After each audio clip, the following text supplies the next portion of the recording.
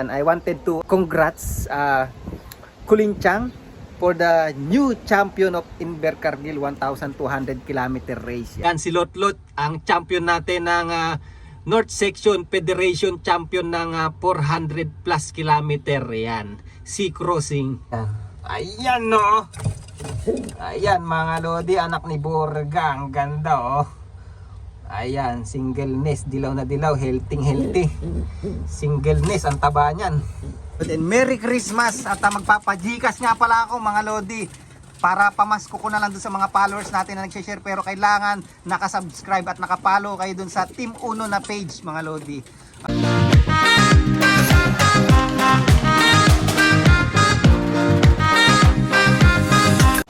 So yun mga kalapatids, nakita nyo na naman yung pagmumukha ko. So for today's video mga lodi yan, I wanted to congrats Kulinchang for the new champion of Invercargill 1,200 kilometer race. Yan. So si Kulinchang is we've been on his lope last year.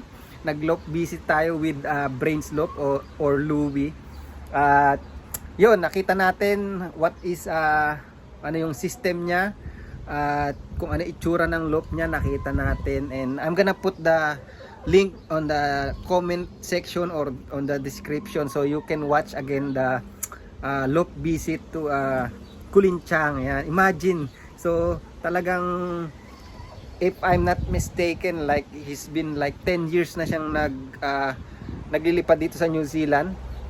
And yun, talagang pag nag-race siya is all distance, and now nasungkit niya yung Invercargill na Federation champion mga lodi. So hindi siya Pilipino, mayroong mga nagko-congrats doon na congrats sa malakas ang Pinoy, mga ganon. So kung di ako nagkakamali, isa siyang Chinese mga lodi. So last year, if I'm not mistaken, Bruce Lu o Gulong Lu, I don't know how they pronounce his name, but normally he knows the name of Bruce. Yan, oh. Mas kilala siya sa Bruce. So siya yung Federation champion last year. 8 days holdover because of the weather. And kung di nagkakamali, Chinese din siya or local na rito sa New Zealand. But now another Chinese or New Zealand citizen mga lodi. Napakalupit, napakagaling. And kasi yung last race na 1,200 kilometer na to very hard race kasi 5 days silang na hold over. Kumbaga yung ibon is nasa box lang, yung condition hindi nakakakain ng maayos, alam mo yun, hindi nakakainom, nagbubugbugan na sa loob. And but only 19 birds out of 129 birds, if I'm not mistaken, ang nag-clock is 19 lang. And yun, at dalawa doon nag-clock kay Kulinchang, pang first ang ibon niya and then third. And then Theo Banlier, sino pa ba yung pangalawa? Bruce, yun yung nag-champion yata kung di ako nagkakamali. Second bird yung nag-champion last year. But yan, napakagaling and congrats pa rin. And yung Bruce Lur, ang galing pa rin ng lipad ng ibon niya because he sent it 25 birds and came back 12 birds. Ang galing, ang lupit. So 19 lang nag-clock, halos mahigit kalahati sa kanya mga lodi nag-clock.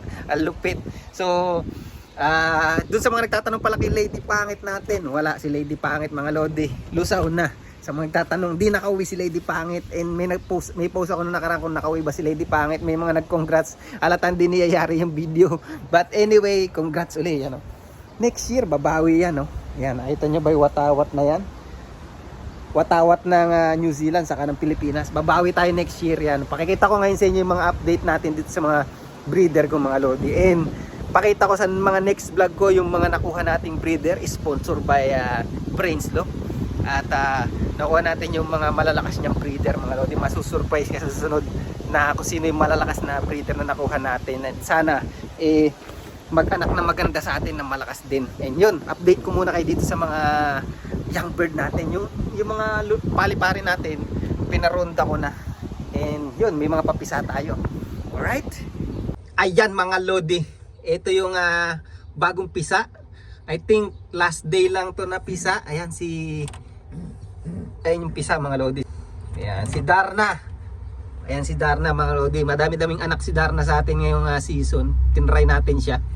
Kasi gusto ko maglipad ng long distance. Kaya lang talaga yung mga pairing natin is 700 middle distance to pair to sa mga long distance. Ayan. So tingnan natin kung ano yung lalabas. Kung mayroong bang pang 700 lang na lipad. Or mayroong talagang pang long distance na 1,200. But yan si Borga, kung naalala nyo siya yung kinuha ko sa farm mga Lodi, at meron siyang, ayan mga Lodi, nakapipisa lang yata nito kahapon. Ayan, ayan no, ayan mga Lodi, anak ni Borga, ang ganda oh. Ayan, single nest, dilaw na dilaw, healthy, single nest, ang taba niyan. Alright, at first time pa lang magsusubo ni Darna, dahil halos lahat ng itlog niya tinatapon ko, and yung iba ngayong season is pinayaya ko ng pinayaya. So far meron na siyang 2, 4, 5, 6, 7, 8. Oh, halos 8 na pala yung anak nito mga Lodi. Kaya lang isa may nagpasuksok doon natin na ibibigay yung anak niya mga Lodi. Alright. At yan mga Lodi, naalala nyo ba yan? Si Lotlot, ang champion natin ng North Section Federation champion ng 400 plus kilometer. Yan, sea crossing. Yan, nakikita nyo ba yung pagmumukha ni Lotlot? May itlog na siya. Ang pinaris ko si Wellsford. Ayan oh. Aray, andali, tingnan natin itlog. Ayan mga Lodi, may itlog na. Solid yan mga Lodi. Subukan natin yung pairing na to. But before that, last time I paired Lotlot to the other cock mga Lodi. So yung tapos pinayaya ko lang yung itlog na yon. Ngayon napisa na yung itlog, medyo malaki na, parang magwa 1 week old na, sisingsingan na lang. Magugulat kayo kung sino yung pairing dati ni Lotlot. Pinahulaan ko yun, walang nakahula. Sabi ko stubborn line, pero hindi si stubborn ng kapares niyan. Basta pakita ko na lang next vlog kasi medyo busy tayo. Saka ko na lang papakita ko sino yung pinaris ko sa kanya, tapos pinayaya ko yung itlog. Alright? And then mga Lodi, so kanina nga nabanggit ko na pinarisan ko si Lotlot na stubborn line, na malakas, na nag-anak na ng champion, 2 champion in 1 season. Ang pinaris ko, sana magmili to. Aray, grabe mo, parang Armalite ah. Wait lang, pakita ko lang tayo na kay. Ayan oh, single nest din to mga Lodi. Unang itlog ni ni pangalan nito ni Lotlot. At ang pinaris na sa kanya is ang producer ng winner mga Lodi. Ayan, producer ng winner kasi nanalo sa race yung mga anak nun mga Lodi in 1 season. Ayan, lipad ni Secret. Basta sa ako na lang pakita ko sino yung kaparis na yan. Yan ang naging anak. So sisingsingan na lang to. At ayan, aray, salbahe itong na to. Alright. And then mga Lodi, ito naman yung pinayaya natin. Bali, anak to ni Darna at saka ni Wellsford. Yan, first time in breeding natin na naglalabas ng white flight. Ayan, napakaganda white flight mga Lodi. Ayan oh, solid.